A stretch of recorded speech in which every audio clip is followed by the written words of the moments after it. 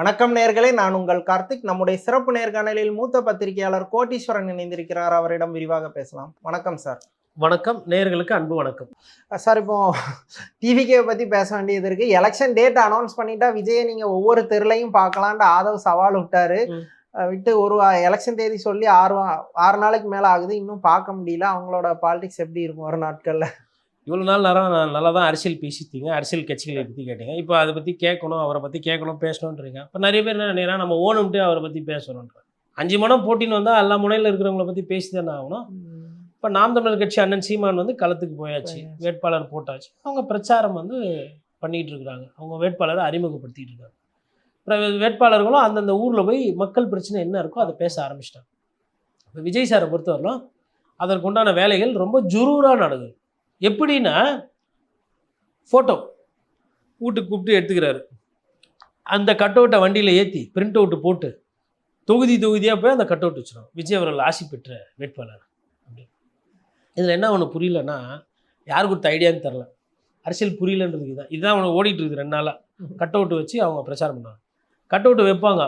அதிகமான cut out வச்சா அந்த பாதி கட் அவுட் எடுத்துன்னு போயிடுவாங்க. அப்புறம் அந்த 100 மீட்டர் மார்க் ஒன்று போடுவாங்க, 200 மீட்டர் மார்க் போடுவாங்க. அதுக்குள்ளே பிரச்சாரம் வைக்கக்கூடாது பூத்து பக்கத்தில், அதில் பாதி கட் அவுட்டு போயிடும். அப்போது ஒரு சிலர் பார்த்தீங்கன்னா, நீங்கள் ஒரு 1000 செடி கொடுத்து இந்த செடியை போய் நட்டு வைங்க அப்படின்னா, புத்திசாலி என்ன பண்ணுவாங்கன்னா டிசம்பர் மாதத்தில் அதை வைப்பாங்க. ஏன்னா மழை காலம், பருவ காற்று, அந்த நார்த் ஈஸ்ட் மான்சூன் வரும்போது அந்த காலத்தில் மழை காலத்தில் வைக்கும்போது பிரச்சனை கிடையாது. காசு அடிக்கணும், கணக்கு காட்டணும், ஏமாற்றணுன்றவங்க என்ன பண்ணுவாங்கன்னா மார்ச்சில் திரும்பி வைப்பாங்க செடியை. ஏன்னா மார்ச் 31 அந்த கணக்கு முடிச்சு அதை வருவாய் கட்டி லெஜரில் எழுதி காசை வந்து ஸ்வாஹா. செடி வைக்கும்போது ஃபோட்டோ 2 நாளைக்கு தண்ணி ஊற்றுவாங்க.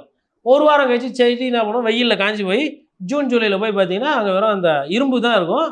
ஜூலையில் இரும்பையும் வந்து யாருன்னா பிச்சின்னு போயிடுவாங்க, இது போய் காயலாங்கடையில் போட்டுருவாங்க. இதுவும் திட்டம் தான். பேப்பரில் 1000 செடி வச்சாங்க, இதே இங்கே டிசம்பரில் 1000 வச்சதும் உண்மை, மார்ச்சில் 1000 செடி வச்சதும் உண்மை. ஆனால் இதில் பார்த்தீங்கன்னா சர்வைவல் ரொம்ப கம்மியாக இருக்கும், சொற்பெண்ணில். இது வந்து அட்லீஸ்ட் ஒரு 20% 30% செடி பழிச்சு மரமாக வாய்ப்பு இருக்குது. எதுக்கு இது ரெண்டுத்தையும் ஒப்பிட்டு சொல்கிறேன்னா, இவர் இந்த மார்ச் மாதத்தில் செடி வைக்கிற மாதிரி மார்ச் மாதத்தில் இப்போ கட் அவுட் வைக்க போகிறார். இவர் முகத்தை முன்னாடியே காட்டிட்டு ஊராக போய் பிரச்சாரம் பண்ணியிருந்தா இந்த நேரம் சாமானியனாக மாறி இருப்பார். மக்களோட மக்களாக பழகி, நேற்று கடலூரில் பிரச்சாரம்பா, இன்றைக்கி புவனகிரி, நாளைக்கு திட்டக்குடி, அப்படியே விழுப்புரம் வராரு, விழுப்புரம்லாம் முடிச்சுட்டு அப்படியே வந்துட்டு சேலம் வழியாக கள்ளக்குறிச்சி போய் சேலம் போகிறாரு பிரச்சாரம். நேற்று சேலம், நாளைக்கு ஈரோடு, ஒரு 2 நாள் அப்படி தமிழ்நாட்டில் ஏதோ ஒரு இடத்துல பிரச்சாரம் பண்ணிக்கிட்டே இருந்தால் செல்ஃபி எடுப்பாங்க. நேரில் வந்தார் அந்த வேட்பாளர் சொல்ல, விஜய் அண்ணா வந்தார்ல நம்ம ஊருக்கு, பேசினார்ல, ஈரோடு பிரச்சனை பேசினார், சேலம் பிரச்சனை பேசினார். இப்போ இவர் போய் பண்ணுறது நிர்வாகிகள் சந்திப்பு மாவட்டமாக, அது வாக்காளர்கள் சந்திப்பு கிடையாது. நீங்கள் சந்தித்தாலும் சந்திக்கலனாலும் அவங்க வீட்டில் ஒத்துக்கினாலும் அவங்க உங்களுக்கு தான் ஓட்டு போடுவாங்க, அதில் மாற்றுக்கிறது கிடையாது. ஆனால் என்ன பிரச்சனை அப்படின்னு பார்த்தீங்கன்னா, அவர் உழைக்க தயாராக இல்லை. அப்போ எப்படி அவர் பிரச்சாரம் பண்ணுவார்னா, artificial intelligence, Twitter, Facebook, social media, YouTube, WhatsApp, vibe, reels, TikTok, இதில் பண்ணுவார். அது பத்தாதுன்றதுனால இப்போ கட் அவுட்டு அரசியல். இவர் கூட அப்படி விஜய் சார் வந்து அதான் இப்போ படத்தில் விஜயோட பேனரோ விஜயோட ஃபோட்டோவோ போதும் அப்படிங்கிற மாதிரி எலெக்ஷனுக்கும் விஜயோட ஃபோட்டோ விஜயோட பேரே போதும் அப்படின்னு நினைக்கிறாங்களா? அவங்க நினைக்கல. சார் முடிவு பண்ணிட்டார், வேட்பாளர் நிறைய பேர் முச்சு விடுறது. நீங்கள் கண்ணாபண்ணான்னு வண்டி ஓட்டிங்கன்னா மற்றவங்கள இடிப்பீங்க, கட்சியில் நீங்களே எடுத்துன்னு போய் எங்கன்னா சொருவிக்குவீங்க. அதுதான் ஆக போய் பாவம். அந்த கட்சியில் வந்துட்டு இப்போ நிறைய பேர் வந்து 1 கோடி இருக்கா, 50 லட்சம் இருக்கா, 1.5 கோடி இருக்கான்னா அவங்க நண்பர்களோட பேசிகிட்டு இருக்காங்க. அதெல்லாம் வந்து கஷ்டப்பட்ட காசு. யாருமே வந்து நிறைய பேர் வந்து அந்த கட்சியில் ஏழை பாழைகள். இப்போ அவங்களோட லைஃப் டைம் இன்வெஸ்ட்மெண்ட்டாக இருக்கும் சார். அவ்வளோ பெரிய பணத்துலலாம் வந்துட்டு இப்போது உதாரணத்துக்கு இப்போ இன்றைக்கி காலையிலேருந்து என்னோடய நண்பர்கள் நான் உட்படலாம் ஒரே பதட்டம். என்னன்னா, ஸ்டாக் மார்க்கெட்டில் அட்வான்ஸ் கட்டி எடுத்துட்டோம் ஷேர்ஸை. அது இன்றைக்கி திங்கக்கிழமை ட்ரேடிங் முடியும் போது வரும். காலையில் ஏஞ்சோன்னா மார்க்கெட்டு பேய் ஓத 1500 1800 பாயிண்ட் சென்செக்ஸ் இறங்குது. அப்போ எங்களுக்கு மார்ஜின் கொடுத்தா பாருங்க, மார்ஜினோ இல்லை பிளெட்ஜ் பண்ணாமல் பாருங்க. அவங்கெல்லாம் என்ன பண்ணுறாங்கன்னா கால் ஃபார் கொடுத்துருவோம் 12 மணிக்குள்ளே அந்த பாக்கி பணத்தை கட்டலைன்னா அந்த ஷேரெல்லாம் விற்றுருவாங்க. ஆல்ரெடி வாங்கி அது நஷ்டத்தில் இருக்குது, அதை விற்றாங்கன்னா இன்னும் நஷ்டமாகணும் போது காலையில் ஏஞ்சி போய் நகையை வைக்கிறது, கடனை வாங்குறது, கைமாற்ற வாங்குறது, தூக்கி அதை ஒரு 11:30 மணிக்குள்ளே அதை டிமேட் அக்கௌண்ட்டில் போட்டுடணும். எதுக்கு நான் அதை சொல்ல வரேன்னா, ஸ்டாக் மார்க்கெட்டில் பணங்கள் பற்றி தெரிஞ்சவங்க அவங்களுமே ஒரு அசாதாரண சூழ்நிலை வரும்போது ஒரு பதட்டத்துக்கு உள்ளாவாங்க ஒரு போர்னால. அப்போ பணம் என்பது எவ்வளவு பிரச்சனை, அந்த அழுத்தம், அது நிறைய பேர் இப்போ ஸ்டாக் மார்க்கெட்டில் பணம் விழுந்துனா நிறைய பேர் சூசைட் பண்ணி செத்துக்கிறாங்கல்ல. ஏன்னா அந்த அந்த அடியை வந்து அந்த பணத்தினால வர அந்த அடி இருக்கு இல்லையா, இல்லை ஏமாற்றப்பட்டுட்டாங்க, இல்லை ஏமாந்துட்டாங்க, இல்லை வியாபாரத்தில் நஷ்டமாயிடுச்சுன்னா அதெல்லாம் தாங்க முடியாது. இந்த பணத்தோட தேவை சொல்கிறேன் நான். ஏன்னா கடன் வந்து ஒரு அளவுக்கு சமாளிக்க முடியும், ஒரு அளவுக்கு மீறி போய் சமாளிக்க முடியாது. அப்படி ஒரு கடன் சுமையை ஒரு கடனாளியா ஆயிடுவாங்க நம்ம தொண்டர்கள்ன்ற எண்ணம் எல்லளவு இல்லை விஜய்க்கு. இல்லைன்னா ப்ளூ சட்டை போட்டுன்னு போய் நீங்களும் ப்ளூ சட்டை, இன்னொருத்தவங்களும் ப்ளூ சட்டை போட்டு நான் பாம்பேல இருக்கிறேன் அப்படின்னு போடுறாங்க. இப்போ ப்ளூ சட்டை மாறனால இதெல்லாம் விமர்சனம் பண்ண முடியாது. ஏன்னா அவர் பாவம் படத்தை பார்த்து விமர்சனம் பண்ணுறாங்க. இப்போ நம்ம போன்றவர்கள் இதையும் சேர்த்து தானே பார்ப்போம். இங்கே என்ன நடந்துனுக்குது, தொண்டர்கள் கடனாளி ஆவாங்க, உழைப்பு விரயமாகுது, ஒரு தேர்தல் வியூகம் என்பது இந்த கட்சியினுடைய எதிர்காலம், கட்சியை வந்துட்டு ஒரு ஒரு நிலையாக ஒரு ஒரு எடுத்துகிட்டு போகணுன்ற ஒரு தொலைநோக்கு பார்வை இல்லை. நம்மளை நம்பி யாருமே கூட்டணிக்கு வரலையே, நம்ம யாருன்னு காட்டணும், உழைச்சி காட்டணும், வேர்வையை சிந்தணும், என்னமே இல்லையே. உங்களுக்கு மனசில் உறுத்தணும்ல, ஏடா இந்த விஜய இவ்வளவு யாருமே சட்டை பண்ணல, யாருமே சட்டை பண்ணல. ஆனால் அதை பேசாமல் ஐயா ஆதவ் என்ன பண்ணாரு, ஐயா பகர் அப்படியே மாத்துறாரு பிளேட்டை. எப்படி மாத்துறாரு, எங்க அண்ணனுக்கு கூப்பிட்டாங்கோ, கூப்பினாங்கோ, முதலமைச்சர்னாங்கோ, துணை முதல்வர்னாங்கோ, 90னாங்கோ, 95னாங்கோ, இப்படின்னு அந்த உண்மை வெளியில வராமல் இருக்கிறதுக்கு இந்த புரளியை அப்படியே விற்கிறது. ஏதாவது வதந்தி கிளப்பி அதுலயே கட்சி நடத்தி கட் அவுட் வண்டி இல்லை, வதந்தியும் கடைசி நேரம் வரலாம் பண்ணுவாங்க. கத்தி எடுத்து குத்துனாங்கோ, செந்தில் பாலாஜி வந்து ஆள் விட்டு அமிச்சாரு, அதெல்லாம் அந்த மாதிரி அதெல்லாம் வதந்திகள் தானே. சரி, செந்தில் பாலாஜி ஆள் விட்டு அமிச்சார்ல, எங்க தரவுகள், எங்க proof? Not even single proof. எந்த ப்ரூஃப்? ஒத்த ப்ரூஃப் இல்லை. பூரா ஷூட்டிங் எடுத்துட்டு பூரா பொய்யை பேசிட்டு இன்னைக்கு ஒவ்வொரு பத்திரிகையிலையும் போட்டு கிழி கிழி கிழி கிழினா அம்பலப்பட்டு சொந்த கட்சிக்காரர்களை பேசுறதுக்கு வாய் இல்லாம கூனி குறுகி இருக்கிறாங்க. தான் உண்மை, தான் யதார்த்தம். எந்த டிவி டிபேட்டுக்கும் போக முடியாம எந்த இது எப்படி போவீங்க? எதுல நீங்க முட்டு கொடுப்பீங்க? கொஞ்சம் அறிவு இருந்தா அதை பண்ண முடியாது. திமுக இருக்கிறவங்க வந்து முட்டு கொடுக்குறாங்க, அண்ணா திமுக இருக்கிறவங்க முட்டு கொடுக்குறாங்க. ஏன்னா பாதி பிரச்சனை பாதி சாதனை இல்ல, பாதி வந்து மக்களுக்கு போச்சு, பாதி வீட்டுக்கு போயிடுச்சு. ஏதோ ஒண்ணு இருக்குது இல்ல சொல்றதுக்குன்னு. இங்க என்ன இருக்குது சொல்றதுக்குன்னு? எம்ஜிஆர் அவர்கள் வந்துட்டு காரில் போகிறாரு. காரில் போகும்போது வந்து அந்த இடத்துல வந்து அந்த விவசாயிகள்லாம் இருக்கிறாங்க. அப்போ ரயில்வே ட்ராக்கில் வண்டி நிறுத்திடுறாங்க. காரில் இருக்கிறது எம்ஜிஆர்னு தெரிஞ்சோன்னா விவசாய நிலத்துலலாம் தகவல் போகுது, எம்ஜிஆர் கார் நிற்குது, எம்ஜிஆர் கார் நிற்குது. கிராமங்கள் 10 நிமிஷமாக ஏதோ. உடனே மக்கள் எல்லாம் சாராசாரியாக புறப்பட்டு வந்துட்டு இந்த காரை சுற்றி பார்த்துட்டு கும்பிட்றாங்க. அவங்க பார்த்தவங்களெல்லாம் நீங்கள் போங்க அமுச்சு விட்றாங்க. அப்போது எப்படி இருக்கீங்கன்னு கேட்குறாரு எல்லாரையும் பார்த்துட்டு. நீங்கள் நல்லா இருந்தால் நாங்கள் நல்லா இருப்போம், எல்லாரும் பேசுறது. அப்புறம் எம்ஜிஆர் வாழ்க. காரில் போகும்போது கூட வந்தவங்ககிட்ட கார் உள்ள ஏறணுன்னா எமோஷனல் ஆகிட்டு டல் ஆகிடும். இவர் சம்டைம் பப்ளிக்கை பார்த்தீங்கன்னா எம்ஜிஆர் வந்து டல் ஆகிடுவார். எப்படின்னா இந்த சந்தோஷம் அது இதெல்லாம் பார்ப்பார், ஆனந்த கண்ணீர் அது இதெல்லாம் அந்த இடத்துல காட்டிக்க மாட்டார். அது அவரோட பழகினவங்க சைதை துரைசாமி போன்றவர்கள் எழுதலை. அப்புறம் நம்ம விஐடி துணைவேந்தர் சான்சலர் விஸ்வநாதன் அவர்கள், அப்புறம் ஏசி சண்முகம், இவர் போன்றவர்கள் பேசினது புஸ்தகத்தில் வந்ததெல்லாம் வச்சு நான் இதை சொல்கிறேன். இமோஷனல் ஆகிடுவார், கண்ணு கலங்கும் ஒரு மாதிரி. வந்து கூட இருக்குன்னா நான் என்ன உடம்பு நல்லா, மக்கள் வந்து என்ன நம்புகிறான், நான் நல்லா இருந்தால் அவன் நல்லா இருப்பேன்னு நினைக்கிறான். நான் நல்லா தான் இருக்கிறேன், ஆனால் அவங்க நல்லா இல்லை, இப்போ எதனா செய்யணும். அது இந்த கேள்வி அடிக்கடி பேசுவார். ஒன்று. ரெண்டாவது, யாருமே முதலமைச்சர் வாழ்க சொல்ல பத்தியா, இது நல்லதுக்கு கேட்குறாரா இல்லை இவர் வந்து முதலமைச்சராக இவர் சரியாக செயல்படலையா, இது என்ன பதில் சொல்கிறதுன்னு சொல்லிட்டு உதவியாளர் கூட இருக்கிறவங்கலாம் வந்து அமைச்சர்கள்லாம் முழிப்பாங்களாம். இப்போ சொல்வாராம், அவங்களுக்கு முதலமைச்சராக என்ன பிடிக்கல, எம்ஜிஆராக தான் பிடிக்குது, இது பதவி, இந்த பதவியை வச்சு அவங்க என்னை பார்க்கல, அவங்க வந்து அந்த பேரை வந்து களங்கமோ அதுக்கு எதுவும் பாதிப்பு வந்துடாமல் பார்த்துக்கணும் அப்படின்னு. அதுக்கப்புறம் முதலமைச்சராக ஆனதுக்கு பிறகு சொத்து இடம்லாம் எதுவுமே வாங்கலை. இப்போ இருக்கிறவங்க என்ன பண்ணுறாங்க, அத்தா வாங்கு இத்தா வாங்கு, அதை போடு இதை போடு, அமெரிக்காவில் இன்வெஸ்ட்மெண்ட்டுன்றாங்க, துபாயில் இருக்குதுன்றாங்க, என்னென்னமோ சொல்கிறாங்க. இது எந்த அளவுக்கு உண்மை எதுன்னு. ஆனால் கண்ணுக்கு கெட்டின வரலும் எம்ஜிஆருக்கு வந்து சொந்தமாக காலேஜோ, இன்ஜினியரிங் காலேஜு, டாக்டரு, மெடிக்கல், இது ரியல் எஸ்டேட்டு எம்ஜிஆர் பேரில் இன்றைக்கி கிடையாது. அதாவது எம்ஜிஆர் ட்ரஸ்ட்ன்ற பேரில், எம்ஜிஆர் சொசைட்டின்ற பேரில் எம்ஜிஆரோட ஆதரவாளர்கள் பண்ணிட்டு இருக்காங்க. ஆனால் தனக்குன்னு எம்ஜிஆருக்கு இல்லை, எம்ஜிஆரோட சொந்தக்காரங்க, எம்ஜிஆரோட ஒன்று விட்டு சித்தப்பா பிள்ளைங்க, கேரளாவில் இருந்தவங்க, இல்லை வேற யாருன்னா ரத்த வழி சொந்தம், அவர் ஒன்றும் அனாதை கிடையாது. அவருக்கும் சொந்த பந்தம் இருக்குது, எல்லாம் இருக்கிறாங்க. எதுவுமே பண்ணிக்கலையே. இப்போ இதெல்லாம் வச்சுட்டு இவரும் நடிகர் தான், இவரும் அரசியல்வாதி தான், இவரும் விஜய் சாரும் தான். எனக்கு என்ன பிரச்சனைனா, இவர் ஆனவுனா எம்ஜிஆர்ன்றார். யார் எம்ஜிஆர்? எதில் நீங்கள் எம்ஜிஆர்? எந்த குணத்தில், எந்த மக்கள் பிரச்சனை பேசினது, இல்லை மக்களுக்கு நீங்கள் என்ன செஞ்சுருக்கீங்க? எம்ஜிஆர் எம்ஜிஆர் மாதிரியே ஒரு பாப்புலர் ஹீரோ அப்படிங்கிறதுனால கம்பேர் பண்ணிக்கிறாங்க. சரி, சிவாஜி பாப்புலர் ஹீரோ இல்லையா? அப்போது ரஜினி சார் பாப்புலர் ஹீரோ இல்லை, கமல் ஹீரோ சார். உங்களுக்குன்னு தனிப்பட்ட ஒரு பேர் எடுக்க பாருங்கள் சார். விஜய்னா இது, விஜய் சார்னா இது, அஜித் சார்னா அவரு, ரஜினி சார்னா இப்படி, கமல் சார்னா சொந்த பேர் எடுக்க பாருங்கள். எப்போ பார்த்தாலும் எதனா உடனே போய் அஞ்சலி மேலே அவங்க பெருமை பேசுறது. அவங்க எவ்வளோ சிறை தண்டனை எல்லாம் பெற்றுக்கிறாங்க தெரியுமா? அவங்க எப்படி அவங்க குடும்பத்தை காப்பாற்றி அவங்க வம்சாவளியில் வந்தவர். இன்னைக்கு மருத்துவர் வந்து எழிலன், டாக்டர் எழிலன் மீது எதனா ஊழல் குற்றச்சாட்டு இருக்கா? இல்லை காசு பணம் அடிச்சு பிடுங்கினாரு, கள்ளசாராயம், டாஸ்மாக் அது மாதிரி, இல்லை ரியல் எஸ்டேட் எதுனா பண்ணாரா? டாக்டரு. அதே மாதிரி டாக்டர் ஆர்காடு வீராசாமி எம்பி, கெட்ட பேர் கிடையாது, அதுவும் அந்த இடத்துல இருந்து வரவங்க தான்.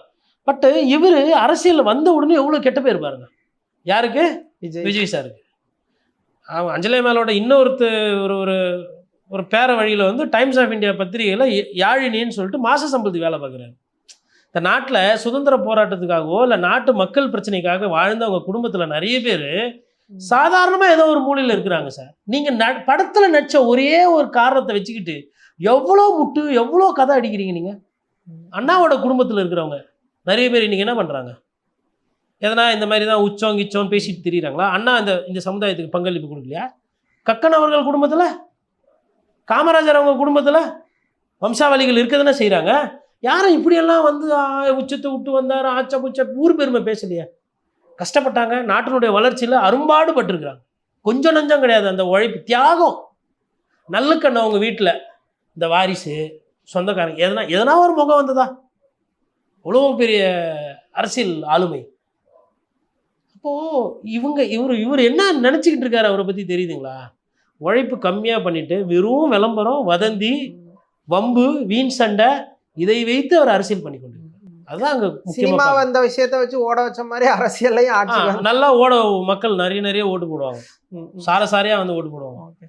அட்லீஸ்ட் நேரத்துக்கு ஒரு 100 கேண்டிடேட்டையாவது அனௌன்ஸ் பண்ணி அட்லீஸ்ட் அவங்களையாவது ஒர்க் பண்ண வச்சிருக்கலாம். ஆனால் அந்த மாதிரி கூட எதுவுமே பண்ணல. லாஸ்ட் டைம் கேண்டிடேட்டை இது பண்ணும்போது ஒரு இன்எக்ஸ்பீரியன்ஸான அவங்க என்ன பண்ணிட முடியும் அவங்களால களத்தில்? அல்ல, அதுக்கு ஃபர்ஸ்ட் அவர் உழைக்கணும்ல. நீங்கள் கேட்ட மொத்த கேளுக்கு அவர் உழைக்க தயாராக இல்லை. இவ்வளோ உழைச்சா போதும்.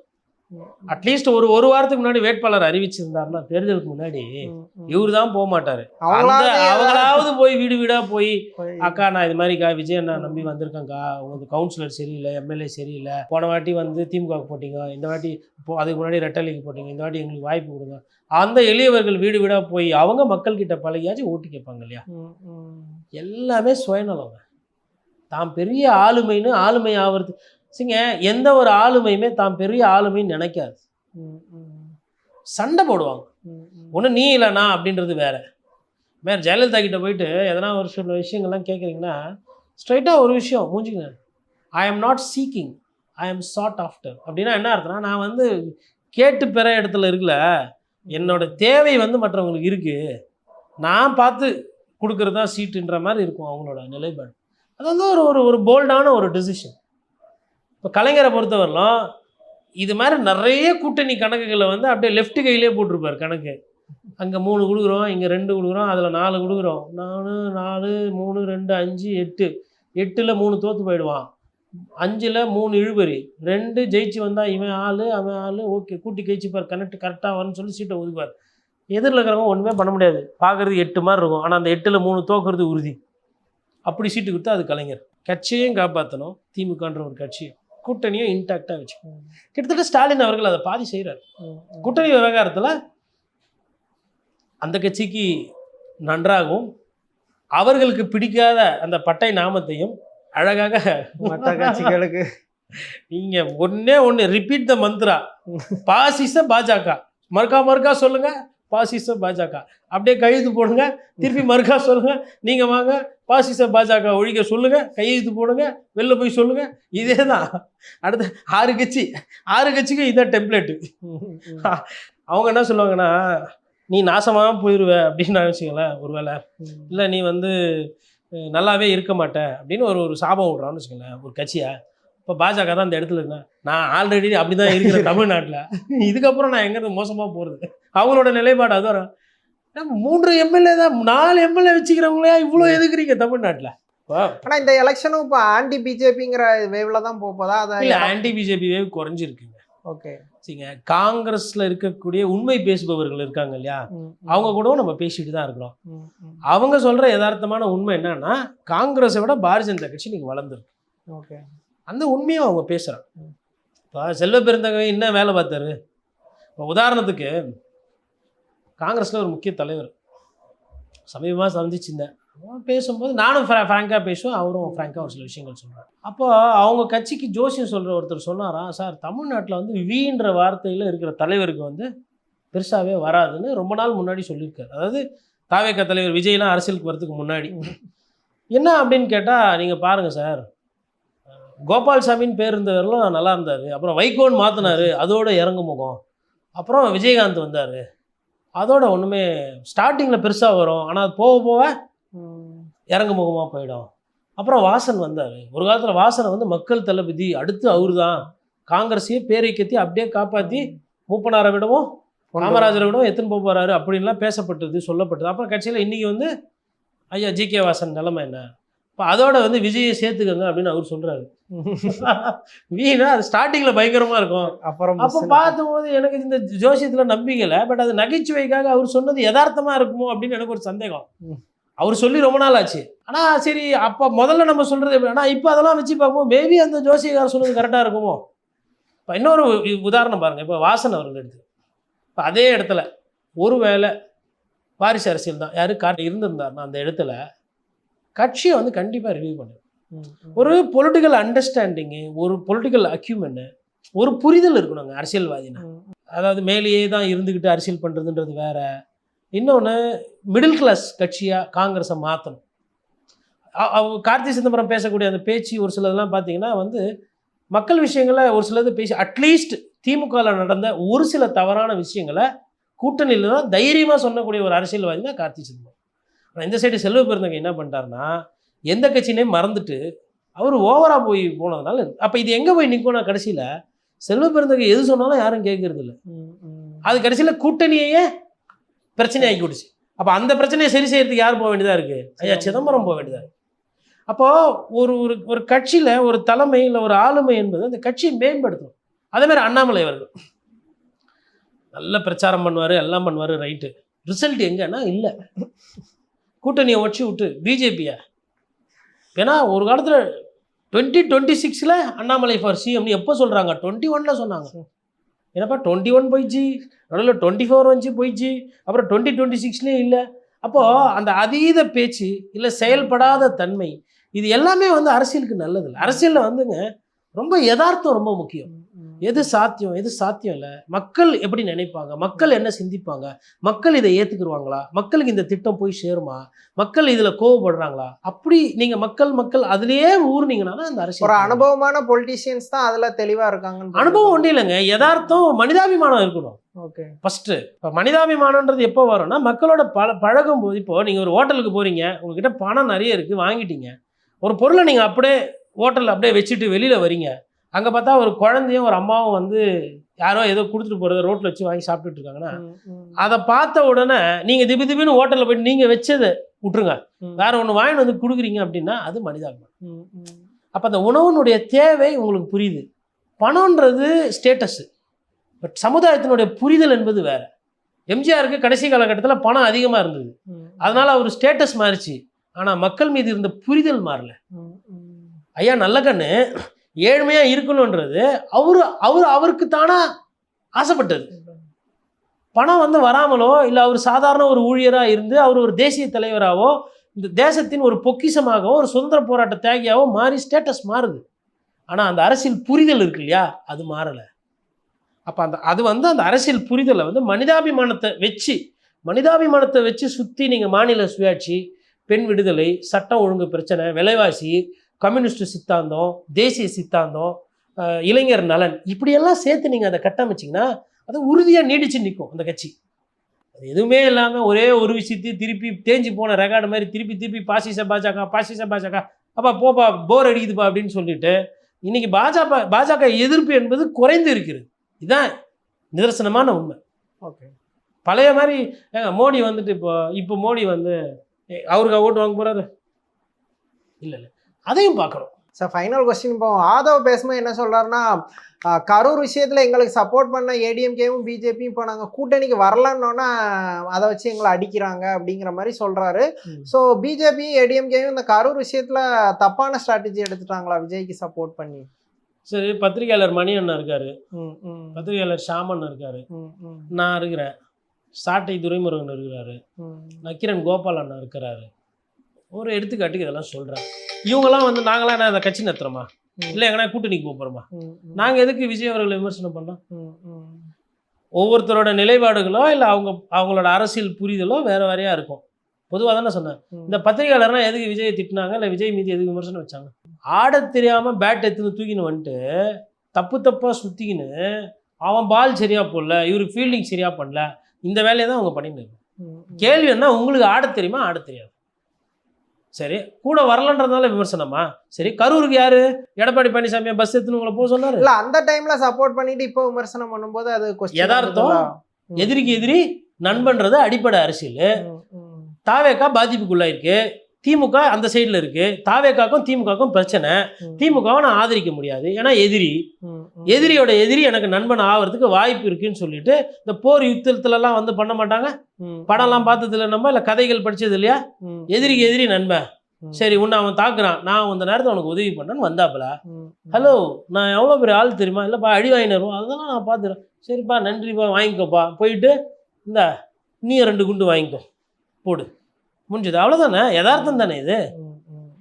மற்றபடி அதனால தான் இப்போ பாஜக பழி வாங்குது. சார் உங்கள் சேட்டை அப்படி 1.5 கோடி பணம் கட்டாமல் விட்டது நீங்கள், குடும்பத்தில் பிரச்சனையாகி கோர்ட்டு கேஸு போக குடும்பத்தை விட்டது நீங்கள், கரூருக்கு வண்டி எடுத்துன்னு போயிட்டு அந்த நெருக்கடியில் 20 மீட்டர் 30 மீட்ரு ஜனங்களை அப்படியே தக்காளி நசுக்கிற மாதிரி பஸ் எடுத்துன்னு போன யமதர்மராஜா வாகனம் உங்கள் வாகனம். அங்கே ட்ரோன் கேமரா வச்சு படம் எடுத்தீங்க, ஷூட்டிங் பண்ணியிருக்கீங்க, அதெல்லாம் நிறைய மறைச்சிருக்கீங்க, அதான் அந்த ஆதாரத்தெல்லாம் அழிச்சிருக்கீங்கன்னு சொல்லிட்டு இன்றைக்கி பெரிய பஞ்சாயத்து வந்துக்கிட்டு இருக்குது. அதை பண்ணது நீங்கள். இவ்வளோ பஞ்சாயத்து நடிக்கும்போது மஞ்சள் நீராட்டு விழா, புப்புனித விழா, காது குத்து, இல்லை கலை நிகழ்ச்சி, கல்யாணம், இது அதுக்கப்புறமா வந்து இன்னொன்று என்னது, இப்போ நடுவில் ஒன்று போயிட்டு வந்தார், இது மாதிரிலாம் பண்ணுறீங்க. நீங்கள் எங்கே போனோம்? மக்கள் போராட்டம், விவசாயிகள் பிரச்சனை, நெசவாளர்கள் பிரச்சனை. சரி, புடவை கொடுக்குறேன்னு சொன்னீங்க இல்லையா பெண்களுக்கு, தாய்மாமன் சீரு அண்ணன் சீருகிட்ட. நெசவாளர் பிரச்சனையை ஒரு நாள் எங்கன்னா லென்த்தில் ஹேண்ட்லூம் வீவர்னா யார், நெசவாளரோட பிரச்சனை என்ன, தறியோட விலை எவ்வளோ, தங்க விலை ஏறினதால வெள்ளி விலை ஏறினதால சரியில் என்ன பிரச்சனை, சரி செய்கிறவங்க எங்கெங்கே இருக்கிறாங்க, கும்பகோணத்துலேயோ இல்லை ஆரணி, இதெல்லாம் நான் பட்டு காஞ்சிபுரம் ஆரணி கும்பகோணம் திருபுவனம், இந்த பெல்ட்டு உங்களுக்கு டெல்டாவில் ஒரு பெல்ட் இருக்குது, காஞ்சிபுரத்தில் ஒரு பெல்ட் இருக்குது, திருவண்ணாமலையில் ஒரு பெல்ட் இருக்குது. இந்த பெல்ட்டில் போயிட்டு நெசவாளர் பிரச்சனை பேசிட்டு நான் பட்டுப்புடவை கொடுப்பேன், நான் தான் உங்களுக்கு நெசவாளர் பிரச்சனை அப்படின்னா உங்களுக்கு கரண்ட் பில் வந்து இன்னும் கொஞ்சம் குறையும், இல்லை தறிக்கு செய்கிறவங்களுக்கு அவங்களுக்கு வந்து உதவித்தொகை கொடுக்க போகிறேன் அப்படின்னு ஒரு விஷயத்தை புரிஞ்சு நீங்கள் பேசியிருந்தீங்கன்னா நீங்கள் சொன்னது சபாஸ். காப்பி வச்சு அவங்க சொன்னதை அதிமுக சொன்னதை காப்பி வச்சுட்டு சொல்லிவிட்டு அப்புறம் திமுக 2000 ரூபாய்னா இவர் 2500ன்றது, அதுக்கப்புறம் தாலிக்கு தங்கணுன்னா இவரும் குழந்தைகளுக்கு மோதிரம்ன்றது, பூரா வந்து மற்றவங்களை பார்த்து காப்பி வச்சுட்டு அதை விளக்கம் கொடுக்காம அதில் ஒரு புரிதல் இல்லாமல் பண்ணால் பின்ன விமர்சனம் பண்ணாமல் என்ன பண்ணுவாங்க? இப்போ இன்றைக்கி அதிமுக ஓட்டையும் தானே நீங்கள் எடுக்கணும்னு முயற்சி பண்ணுறீங்க, இன்றைக்கி திமுக ஓட்டையும் தானே நீங்கள் எடுக்க முயற்சி பண்ணுறீங்க, நாம் தமிழர் கட்சி ஓட்டையும் தானே எடுக்கணும்னு முயற்சி பண்ணுறீங்க. அப்போ அவங்களாம் விமர்சனம் பண்ணாமல் என்ன வீட்டில் கூப்பிட்டு பால் வச்சு கொடுப்பாங்களா உங்களுக்கு? வாங்க பூனை ப்ளீஸ் பாலை குடிச்சிட்டு போங்க மியாவும் மியாவுன்னு. அரசியலுங்க, இது போர். இது ஒன்று இந்த சைடு நில்லு, இப்போ 2 பேரும் அம்பு வீட்டுக்கு போகிறோம், 2 பேரும் கையெறி வேண்டு கூட 2 பேரும் துப்பாக்கி எடுத்து சுடுவோம், ஒன்று அங்கே நில்லு இல்லை இங்கே வா, இல்லையா 3வது ஒரு இடத்துல நிற்கிறியா, மாறி மாறி சுட்டுக்குவோம், யார் வேணா சாவாங்க, வலி எது வெல்லும். அரபு நாட்டில் குண்டு விழுற மாதிரி விஜய்க்கும் அடி விழாதான். விஜய்க்கு வந்து ஸ்ட்ரைட்டா அடிக்க மாட்டாங்க, சண்டை போட்டுனே இருப்பாங்க. அங்க ஒரு 2 சுடு சுடுப்பானுவாங்க, டிஎம்கே ஒரு 2 சுடு சுடும், அதிமுக ஒரு 2 சுடு சுடும். திடீர்னு பார்த்தா ஒரு கிரெனேட்டை தூக்கி அண்ணன் சீமான் போடுவார் டும்முன்னு. அதெல்லாம் நடக்கும். இல்ல ஆக்சுவலி எனக்கு அதான் கொஸ்டின். விஜய வந்து சடனா வந்து எல்லாரும் ஒன்னா சேர்ந்து அட்டாக் பண்ணிருந்தாங்களா? டிஎம்கே பிஜேபி சடனா இல்லைங்க, தேர்தல் நேரங்க. விஜய்க்கு தான் வந்து இது டைம் பாஸ். மற்றவங்க அதை சீரியஸா சார் போருன்னு வரும்போது சண்டையில கிழியாத சட்டை இருக்குது, விஜய் சட்டை ஒன்று கிழியாதாப்பா? எல்லாரும் சட்டை கிழிச்சு தானே தேர்தல் சந்தித்து வரோம். அவங்க அதுக்கு ப்ரிப்பேர் ஆகாம இருக்கிறதுனால தெரியாது. அவங்கள விமர்சனம் பண்ணாங்க, இல்லை அப்படியே உங்களுக்கு கிள்ளி முத்தாய் கொடுப்பாங்க. ஏன்னா அவங்களாம் தாவேக்கா ஃபேன்ஸ் இல்லை, அதிமுக இருக்கிறவங்க. நீங்க என்னைக்கு எம்ஜிஆர் தான் நீங்க சொன்னீங்களோ அன்னைக்கே வந்து அவங்க வந்து பீரங்கி தூக்கி அடி அடின்னு அடிச்சிடணும். பாதி அடிச்ச உடனே இல்லை நாங்க கூட்டணி பேசுறோம் அப்படின்ற மாதிரி சமிக்கைகள்லாம் காட்டினீங்க. இதே வேலை தாக்குதல் பண்ணும்போது நாங்கள் வந்து பேசி கொண்டிருக்கிறார், பார்த்து கொண்டிருக்கிறார், அவங்க கூப்பிட்டாங்க இவங்க கூப்பிட்டாங்க, இப்படி டைம் வாங்கினே எஸ்கேப் ஆயாச்சு. இனிமேல்ட்டு நீ வரவே வேணான்ற அந்த முடிவுக்கு போயிட்டாங்க. அவங்க வந்து அவங்க கையில இருக்கிற குண்டு இருக்குது இல்லையா, திமுகவுக்கு இவ்வளவு பாதிப்பு பண்ணணும், தாவேக்காக்கு இவ்வளவு பாதிப்பு பண்ணணும்னு அவங்களும் ஒரு எண்ணிக்கை வச்சிருப்பாங்க. அந்த எண்ணிக்கை ரீதியா வந்து அவங்க கண்டிப்பா தாக்குதல் பண்ணுவாங்க.